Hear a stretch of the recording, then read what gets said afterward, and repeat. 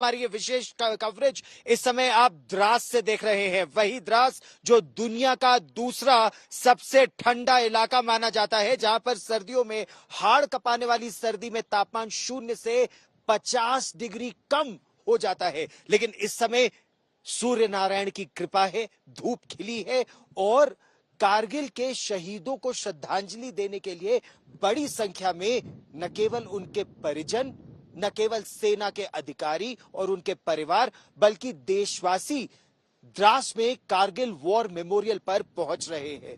यही नहीं, प्रधानमंत्री नरेंद्र मोदी 26 जुलाई यानी आज से 25 वर्ष पूर्व 26 जुलाई 1999 जब भारत ने पाकिस्तान को करारी शिकस्त दी थी, करारी मात दी थी, कारगिल की इन्हीं ऊंचाइयों पर प्रधानमंत्री नरेंद्र मोदी यहां पहुंचेंगे और वीरों को श्रद्धांजलि देंगे, नमन करेंगे। साथ ही साथ देशवासियों का, सेना का मनोबल बढ़ाएंगे, हौसला बढ़ाएंगे, क्योंकि संदेश यही कि पूरा देश सेना के साथ है। यहां पर अगर आप आए तो वीरों के जब परिजनों से मिलेंगे तो आपकी भी आंखें डबडबा उठेगी, क्योंकि उनकी आंखों में दर्द 25 वर्ष बाद भी है। गर्व है, ऐसा नहीं है कि उन्हें गर्व नहीं है, गर्व बहुत है, लेकिन गर्व के साथ साथ वो दर्द भी है कि अगर 25 साल पहले किसी मां का बेटा, किसी बहन का भाई, किसी पत्नी का सुहाग, किसी बिटिया का पिता अगर शहीद ना हुआ होता तो आज वो परिवार भी हंसते खेलते रहते। लेकिन उन्होंने अपने देश के लिए अपने प्राणों का सर्वोच्च बलिदान कर दिया और यही पूरा देश देखेगा। लेकिन सबसे पहले हम बात करते हैं जनरल वेद मलिक। जनरल वेद मलिक कारगिल की लड़ाई के दौरान आर्मी चीफ थे। एक कोइंसिडेंस देखिए कि 25 साल बाद उनका बेटा मेजर जनरल सचिन मलिक इस समय यहां द्रास में 8 माउंटेन डिवीजन का जनरल ऑफिसर कमांडिंग, वो उनके बेटे हैं। मैंने दोनों से बात की, देखिए ये रिपोर्ट।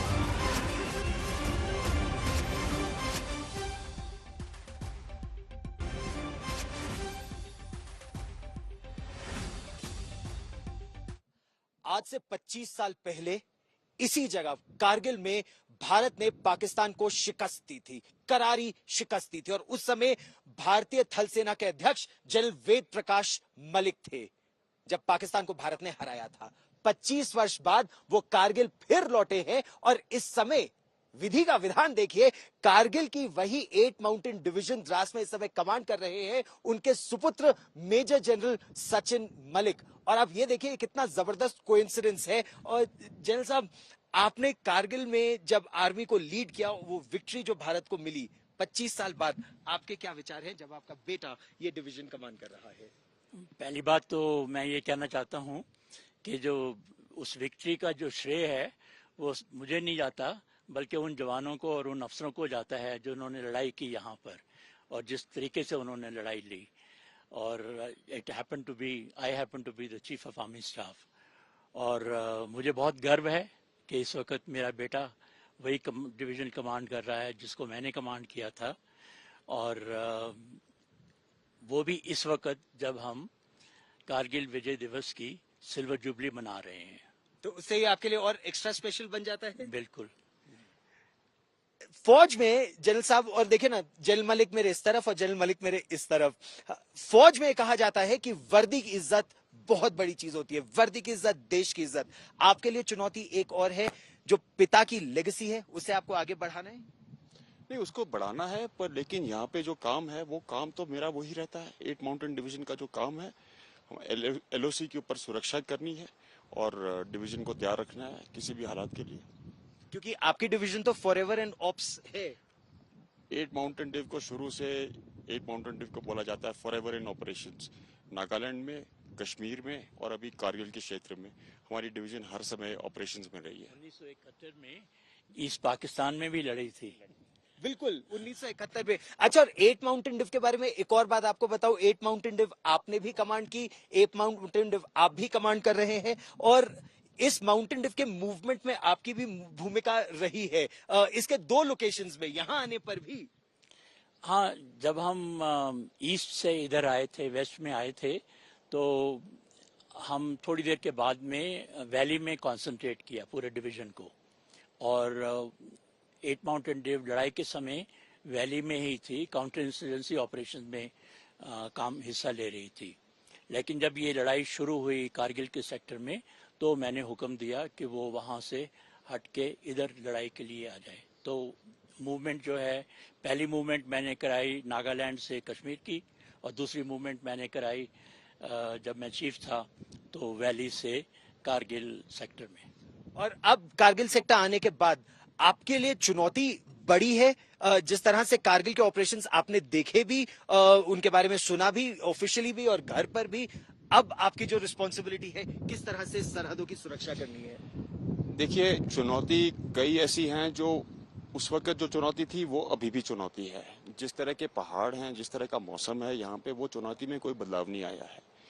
समय के साथ में दुश्मन किस तरह से सामने पेश आता है, क्या थ्रेट है हमारे पास, वो चुनौती बढ़ती रहती है, चेंज होती रहती हैं, और उसके साथ हम भी अपना चेंज करते रहते हैं। और सीखा बहुत कुछ हम लोगों ने कारगिल में जो हुआ। और ये मेरा सौभाग्य है कि मेरा पहला इंटरव्यू चीफ के साथ आप ही का मैंने इंटरव्यू किया था कारगिल के दौरान और फिर उसके बाद भी। लेकिन प्रश्न आपसे ये, आपने उस समय उस इंटरव्यू में कहा था we'll fight with whatever we have. अब 25 साल बाद जब आप यहाँ आते हैं, क्या परिवर्तन देखते हैं आप? देखिए, अभी मैं समझता हूँ कि उस समय से लेकर अब तक तो जमीन आसमान का फर्क है। उस वक्त हमारे ट्रुप्स की कमी थी यहाँ पर, उस वक्त हमारे हथियारों की कमी थी, क्योंकि हम लोग बॉटम लाइन के ऊपर चल रहे थे, 70% होल्डिंग थी हमारी।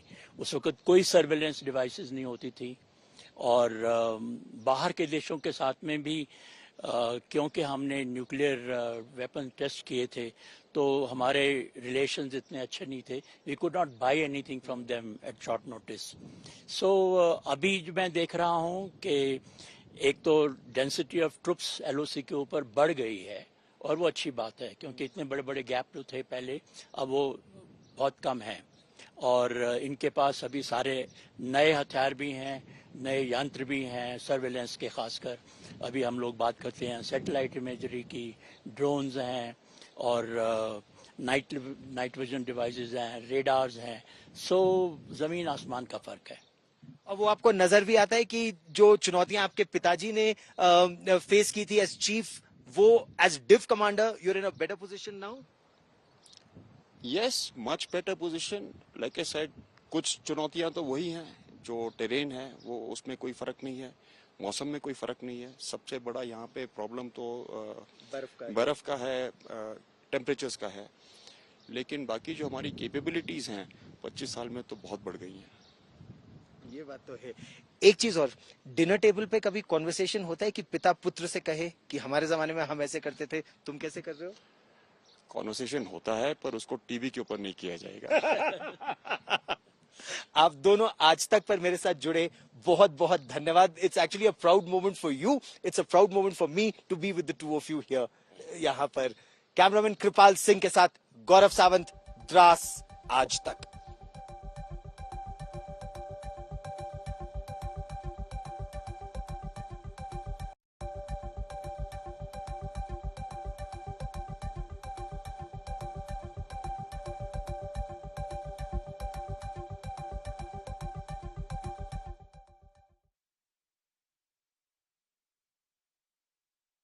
Flight lieutenant Nachiketa MiG 27 fighter jet उड़ा रहे थे जब ऑपरेशन विजय शुरू ही हुआ था। यानी 26 मई को ऑपरेशन विजय, ऑपरेशन सफेद सागर शुरू हुआ था। 27 मई को आप बटालिक में उड़ा रहे थे और आपका मिग 27 फ्लेम आउट कर गया था।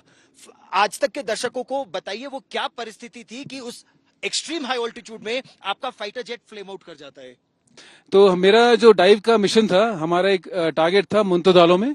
वहां पे मैं और मेरे लीडर स्कॉलर मैंडोकोट, हम दोनों गए थे, हाइना फॉर्मेशन में थे।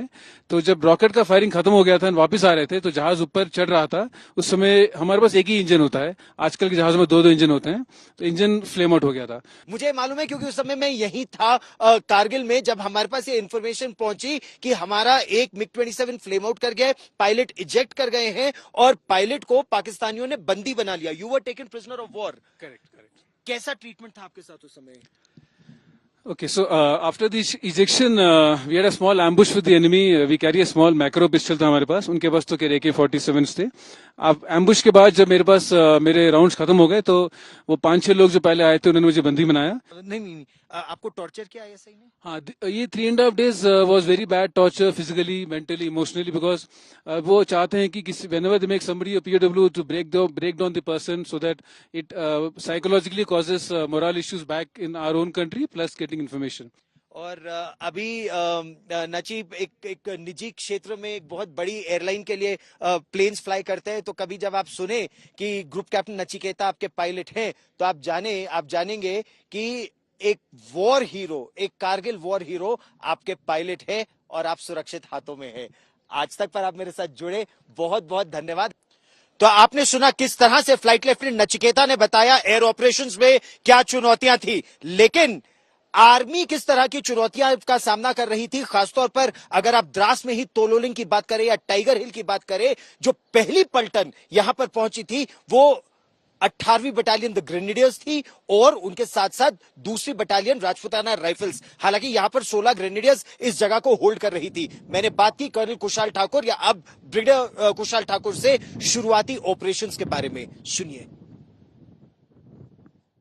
आपको इंडक्ट किस दिन किया गया था सर? गौरव जी, सबसे पहले तो मैं जो 527 शरण बांकुरे जो शहीद हुए हैं उनको नमन करता हूं और उनको श्रद्धांजलि देता हूं, और मेरे यूनिट के 18 ग्रेनेडियर्स के 34 शरण बांकुरे ने आहुति दी है उनको भी नमन करता हूं.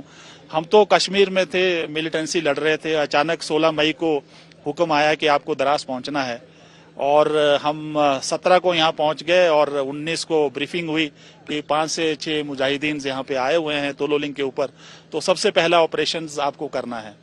तो बस हम ना वहाँ रिकॉनेसेंस के लिए तैयारी का समय था, ना प्रेपरेशन का समय में था, और हमें भी लगा 5-6 हम तो वैली में बहुत ऑपरेशंस किए थे मिलिटेंट्स के, अगर 5-6 मिलिटेंट्स कुछ नहीं होते. लेकिन जैसे जैसे हम आगे बढ़ते गए तो हमने देखा कि यहाँ 5-6 मिलिटेंट्स नहीं बल्कि दुश्मन की एक पूरी कंपनी है. अच्छा, जब दुश्मन कहें तो कहा गया था मुजाहिदीन है, लेकिन जिस तरह का फायर डिसिप्लिन था, जिस तरह का अटैक आप पर हो रहा था, क्या थे वो लोग? नहीं, वो तो धीरे धीरे हमें पता लग गया. कुछ समय के पास उनके पास मशीन गन्स थी, ऑटोमेटिक फायर्स था, स्नाइपर्स थे, और आपको पता ही 28 मई को Mi-17 जो हेलीकॉप्टर्स था, बल्कि हाँ इसी तोले नाले में उन्होंने मार गिराया था. तो वो बहुत हैविली जो थे उन्होंने मोर्चाबंदी की हुई थी. और मुझे खुशी है कि इतनी चुनौतियों के बाद में, चाहे वो ऑपरेशनल चुनौतियां थी या लॉजिस्टिक की चुनौतियां थी या टेरेन की या एनिमी की चुनौतियां थी, 18 ग्रेनेडियर्स ने 22 दिन रात दिन ये युद्ध लड़ा. और मैं बहुत शुक्रगुजार हूं उन सोल्जर्स का और उन सैनिकों का. और 13 जून को हमने और 3 राजरीफ ने मिलके इस पे विजय पताका हासिल की. अच्छा, जब कोई बोलता है ना कि जम्मू और कश्मीर हो या किसी देश के अलग भाग के लिए कि ये केवल हमारे लोगों का है, तो उनको ये समझने की बात है कि इस देश की सुरक्षा और सरहदों की रक्षा के लिए लद्दाख से लेकर लक्षद्वीप और अरुणाचल प्रदेश से लेकर गुजरात, भारत के चप्पे चप्पे के लोगों ने अपना लहू बहाया है. कश्मीर से कन्याकुमारी या लद्दाख से लक्षद्वीप, पूरा देश हर भारतवासी का है, किसी इलाके विशिष्ट के लोगों का नहीं है. और मेरी अगली रिपोर्ट में आप देखिए कि किस तरह से नागालैंड का एक वो नागा वॉरियर 25 साल का युवा कैप्टन कैंगरूजे, वो बेयरफुट नागा वॉरियर. बेयरफुट क्यों? क्योंकि नागालैंड में उसने सीखा था कि अगर कोई भी चुनौती आए तो आप उससे पार पाएंगे. और जब यहां पर इन बर्फीली चोटियों पर चढ़ना कठिन हो रहा था तो उसने अपने जूते उतार दिए थे. जूते मुंह से उतार के नंगे पैर बर्फ में रस्सा चढ़ते हुए ऊपर पहुंचा था. प्राणों का सर्वोच्च बलिदान दिया, महावीर चक्र पाया मरणोपरांत, लेकिन देश ने वो चोटी जीत ली. उनकी बहन जो असम राइफल स्कूल की प्रिंसिपल है, मैंने उनसे बात की और सोचिए 25 साल में पहली बार वो यहां द्रास पहुंची देखने के लिए. कहा उनके भाई ने अपना सर्वोच्च बलिदान दिया. नागालैंड का वो 25 वर्ष का युवा योद्धा जब उस मिशन के लिए जा रहा था तोलोलिंग पर, तो उसे मालूम था मिशन इम्पॉसिबल है. बेयरफुट नागा सोल्जर, उसके बारे में भी हम बात करेंगे. बेयरफुट क्यों, नंगे पैर वो लड़ाई क्यों लड़ी, आप उसके बारे में थोड़ा सा एक हमारे दर्शकों को बताइए. नंगे पैर वो लड़ाई क्यों लड़ी? So as you can see, that there are so many icy slopes, and they were fighting wars in very difficult terrains at very high altitudes. So there were icy slopes all over, and he was not able to get a grip to continue further, to climb further up the hilltop. That is why he had to remove all his boots, and in order to get a grip, so barefoot he was able to get a better grip and then climb up so that he can help his fellow men capture the top. ये है वीरता भारतीय सेना की। नंगे पैर हाड़ कपाने वाली वो सर्दी, क्योंकि मैं 2 राजरिफ की उन वीरों से मिला था उन ऑपरेशंस के बीच में। वो जानते थे मिशन इम्पॉसिबल है, वो जानते थे कि ऊपर चढ़ना लगभग असंभव है। तो एक बहन जो 25 वर्ष बाद पहली बार आई, क्योंकि तभी वो हिम्मत जुटा पाई। 2 बेटियां जो लगभग हर वर्ष आने का प्रयास करती हैं, उनको लगता है कि उनके पिता ने यहां अपने प्राणों का सर्वोच्च बलिदान दिया। यहां आके उन्हें अपने पिता से बहुत करीबी वो एहसास होता है, वो महसूस करती हैं, यहां की मिट्टी को अपने माथे से लगाती हैं, क्योंकि उनके लिए ये किसी देव मंदिर से कम नहीं। मेजर सीबी द्विवेदी, उन्होंने अपने प्राणों का सर्वोच्च बलिदान दिया था। वो एक गनर ऑफिसर थे, तोपखाने के अधिकारी थे, यही टाइगर हिल पर बमबारी कर रहे थे जब पाकिस्तान के काउंटर बमबार्डमेंट में वो शहीद हो गए। बेटियां डॉक्टर नेहा द्विवेदी और दीक्षा द्विवेदी हर वर्ष आने का प्रयास करती हैं। मैंने उनसे भी बात की। कारगिल की लड़ाई में लगभग 3 लाख तोपखाने के गोले दागे गए थे। आपके पिता यहां पर 2IC थे, एक आर्टिलरी रेजिमेंट के।